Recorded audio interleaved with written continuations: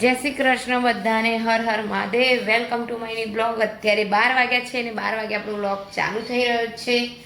તો આજે જમવાનું બની ગયું છે. ચણાનું શાક બનાવી દીધું છે અને આજે બનાવવાનું છે કાજુ લસણનું શાક. એટલા માટે જો અહીંયા લસણ ફોલીને રાખ્યા છે. ટિફિનમાં આજે કાજુ લસણનું શાક બનાવવાનું છે આપણે.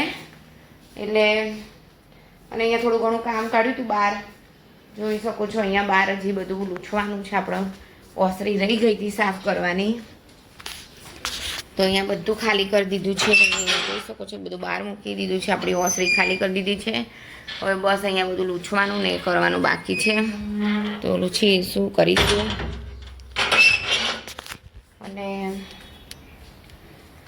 અને બાવા પાડતા પાડતા જૈમિકની આંખમાં કંઈક જતું રહ્યું, એટલે જૈમિકની આંખ નાની થઈ ગઈ ને લાલ લાલ થઈ ગઈ છે. પછી દવાખાને અમારે લઈ જવું પડે એને. તો અત્યારે સૂઈ ગયો છે. ડૉક્ટરે એને સૂવાનું કીધું છે અને આંખમાં ડ્રોપ્સ નાખીને એનો કચરો પડ્યો તો જીવડું હતું કે ખબર ના પડી, પણ એ નીકાળી દીધું છે. તો હવે ચલો આપણે રોટલી બનાવી દઈશું અને કાજુ લસણનું શાક બનાવવાનું છે ટિફિનમાં, તો એ માટેની પણ આપણે તૈયારી કરી દઈશું સાથે સાથે. અને કાલે આપણે જો ચોળાફળી, મઠિયા એ બધું તળી દીધું છે અને સેવો બનાવી. હવે આજે જોઈએ ટાઈમ મળે તો આપણે ફરસી પૂરી બનાવવાનો વિચાર છે. તો ચલો પહેલાં આપણે જો જૈમિકભાઈને છીક આવી ગઈ, તો ચલો આપણે પહેલાં બનાવી દઈશું, રોટલી બનાવી દઈશું, પછી ટિફિન માટે ભાખરી બનાવી દઈશું અને કાજુ લસણની શાક બનાવવાનું છે એ માટેની બધી તૈયારીઓ પણ આપણે સાથે સાથે કરતા રહીશું. જય શ્રી કૃષ્ણ, હર હર મહાદેવ. તો કેમ છો મિત્રો? મજામાં હશો? હું પણ મજામાં જ છું. અને આજે છે ધનતેરસ અને અહીંયા જો જૈમિક આવી ગયું છે. શું લેવા આવ્યો? તાર. જૈમિકને તન્મયને એના પપ્પા ત્રણેય જણ લાઇટિંગ લગાવી રહ્યા છે. કેમ જૈમિક, લગાવાઈ ગઈ કે બાકી હજી?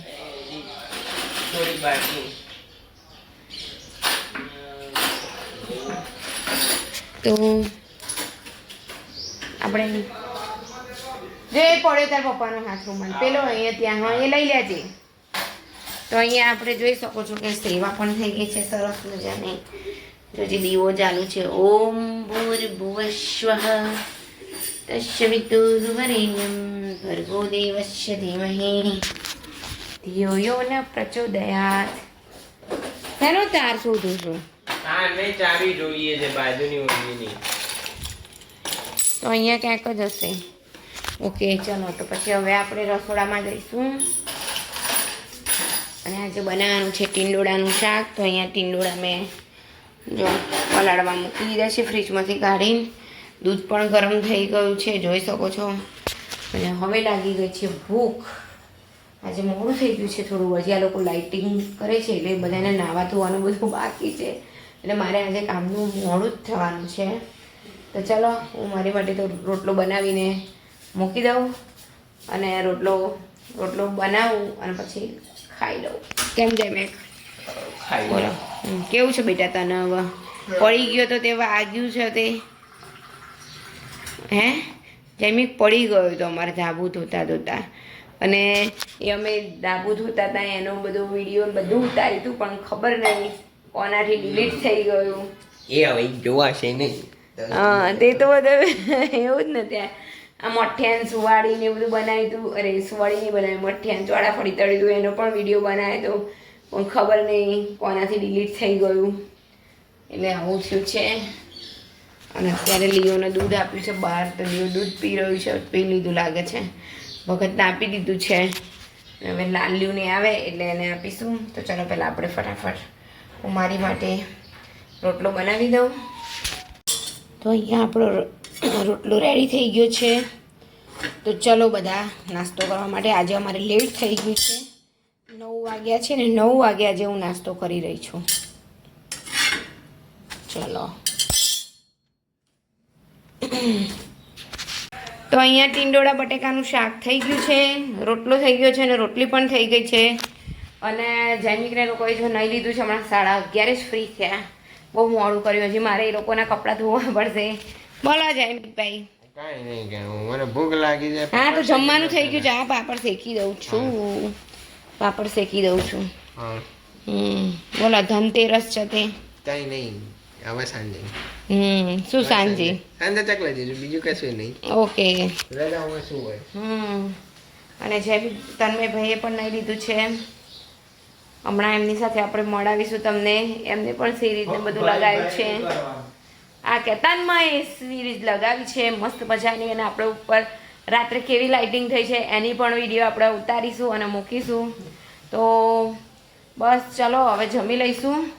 અને પછી આજે બનાવવાનો છે, આજે ધનતેરસ છે એટલે અમે તળતા નથી.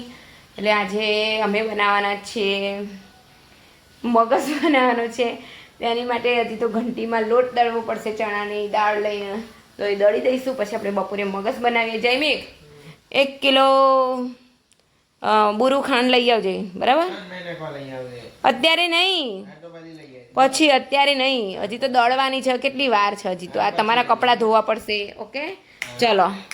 તો હેલો ફ્રેન્ડ્સ, હું આવી ગઈ હતી ઉપર ક્યારની. જો હવે આ ખુરશી અંદર મૂકી રહી છું અને આપણે ચણાની દાળ જે દળવાની હતી દળાઈ ગઈ છે. હવે નીચે જઈને આપણે લોટને શેકીશું. મગસ બનાવવાની તૈયારી કરી દઈશું. તો મારા ડ્રેસ ફિટિંગ કરવાના હતા 2-3 અને કટિંગ કરવાના હતા નીચેથી, એ પણ કરી રહ્યા છે. અને અહીંયા જોઈ શકો છો તમે ભગત પણ આવી ગયું છે જો ક્યારનું અહીંયા. અને અમારે જો લાઇટિંગ પણ લગાવી દીધી છે મસ્ત મજાની, જોઈ શકો છો. તો મગસ બનાવવા માટે જોઈ શકો છો કે આપણો લોટ આવી ગયો છે. અહીંયા મેં કાઢી દીધો છે. હવે એને દેવાનું છે ધાબો. એટલા માટે મેં જો આટલું 1 વાટકી જેટલું, એક મીન્સ કે 100 ગ્રામ જેટલું મેં દૂધ લીધું છે. 100 ગ્રામ એટલે મેં અટકાળી લીધું છે, જોઈ શકો છો. અને હવે આપણે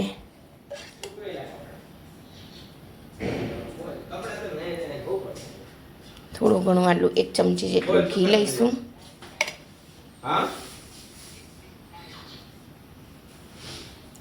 અને પછી આને હલાવીશું.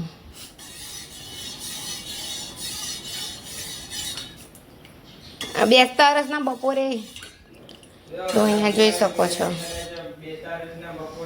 જો હવે આને થોડુંક થઈ જાય નવું શેકું જેવું એટલે પછી આપણે આની અંદર વેડી દઈશું.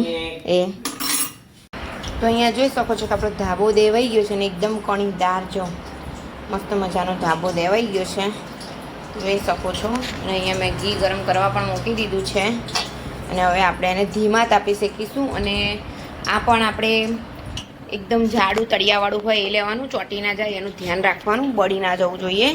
અને ધીમા તાપે તળવાનું શેકવાનું છે. તો ચલો આપણે શેકી લઈએ.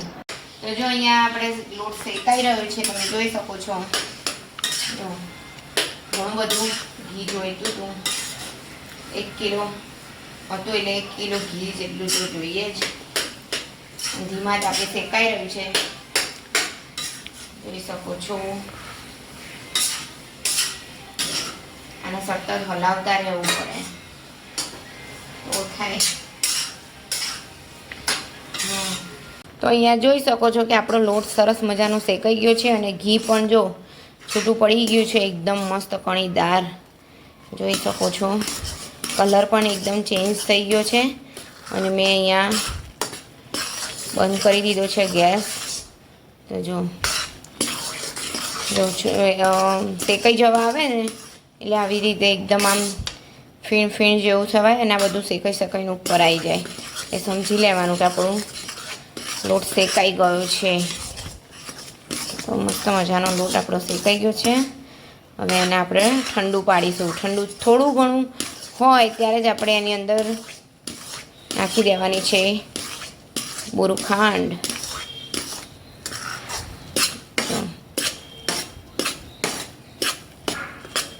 ગરમ ગરમમાં નાખીશું તો નહીં મજા આવે, તો સાવ ઢીલું ઢપ થઈ જશે રબડીની જેમ, કારણ કે ખાંડ ઓગળી જાય તો કેવું થાય. એટલે આને હવે ઠંડુ પાડીશું. ઠંડુ થઈ જાય પછી આપણે એની અંદર નાખવાનું છે પૂરું ખાંડ. જોઈ શકો છો મસ્ત કણીદાર બન્યું છે.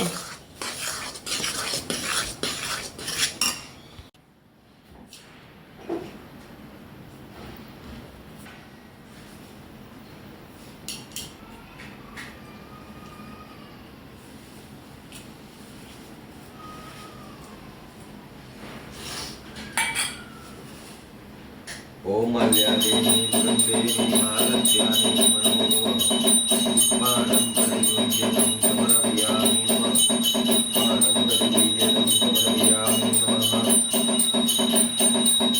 તો જો અહીંયા જોઈ શકો છો કે આપણો મગજ તૈયાર થઈ ગયું છે. જો लक्ष्मी मातृभ्यो नमो नमस्कारं समर्पयामि।